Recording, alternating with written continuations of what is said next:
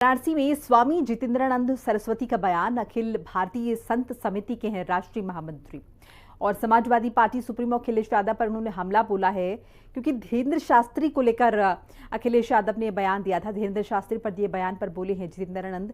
धीरेन्द्र शास्त्री 25 वर्ष का बालक कथावाचक है। उसने कथा से अर्जित धन से बुंदेलखंड में अस्पताल बनवाए। अखिलेश मुख्यमंत्री थे और बुंदेलखंड को कुछ नहीं दिया। बागेश्वर धाम में 250 लड़कियों की शादी होती है और क्या कुछ कहा गया उनके द्वारा, एक बार विस्तार से सुन लेते हैं। हमारे साथ बातचीत करने के लिए अखिल भारतीय संत समिति के राष्ट्रीय महामंत्री स्वामी जितेंद्रानंद सरस्वती जी है। गुरु जी, अखिलेश यादव का एक बड़ा बयान आया है।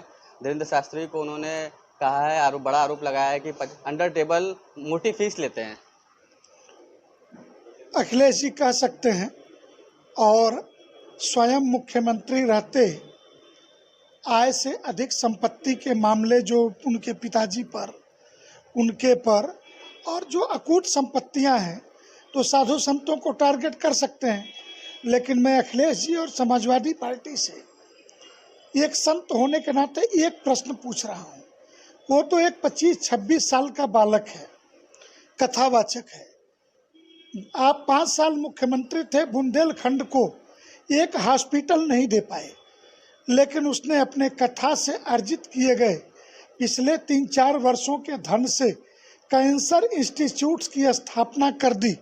प्रधानमंत्री से लेकर राष्ट्रपति तक को वहाँ बुला लिया और बागेश्वर धाम में 250 कन्याओं का विवाह बाप बन करके वो करता रहा व्यक्ति, इन्हीं अंडर टेबल या आउट टेबल इस धन से। लेकिन समाजवादी पार्टी बताएगी कि कोरोना से लेकर आज तक आपके सांसद, विधायक आपकी ताकत के द्वारा अर्जित धन से कहीं कोई सेवा कार्य चलता हो, कोई हॉस्पिटल, कोई गौशाला, कहीं कुछ भी कोई सेवा कार्य समाजवादी पार्टी की तरफ से भी चलता हो, संघ परिवार की तरफ से, तो मैं कह सकता हूं कि लाखों सेवा कार्य इस देश में चलते हैं। अखिलेश यादव ये भी कह रहे हैं कि 50 लाख जो लेते हैं, आम लोगों की हैसियत नहीं है कि उनको अपने यहाँ बुलाकर कथा करा सके। आम व्यक्ति का काम कथा सुनना होता है, कथा कराना नहीं। आम व्यक्ति अपने घर में सत्यनारायण की व्रत कथा सुनता है और जो सुनना चाहता है वो सभी सुन लेते हैं।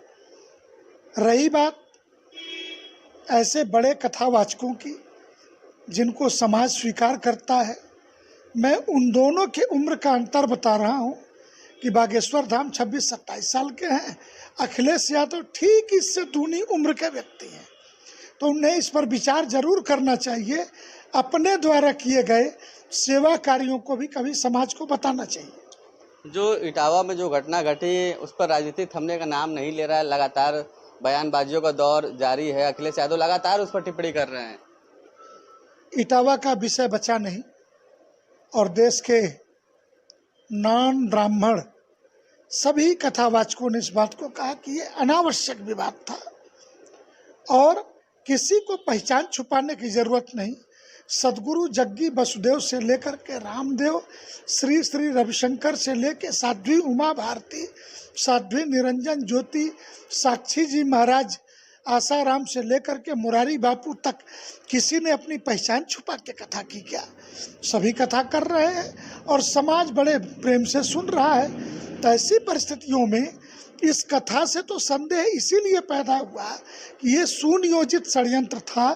24 घंटे के अंदर समाजवादी पार्टी और कोई छोटा व्यक्ति प्रेस करता तो बात समझ में आती। अखिलेश यादव खुद आनन फानन में ऐसे लोगों को बुला के प्रेस कॉन्फ्रेंस कर रहे, जिससे बात समझ में आ गई कि जातीयता के दंगे की आड़ में उत्तर प्रदेश को झोंकने के लिए जॉर्ज सोरोस की कोई किस्त पहुंच गई होगी। लेकिन हिंदू समाज समझदार है, इन नेताओं के बहकावे में आने वाला नहीं है। तो बिल्कुल देखिए, हमारे साथ बातचीत करने के लिए स्वामी जितेंद्रानंद सरस्वती जी हैं, जिन्होंने कहा है कि हिंदू समाज समझदार है और इन लोगों के बहकावे में आने वाला नहीं है। हिंदी खबर के लिए वाराणसी से सत्येंद्र कुमार नंदा।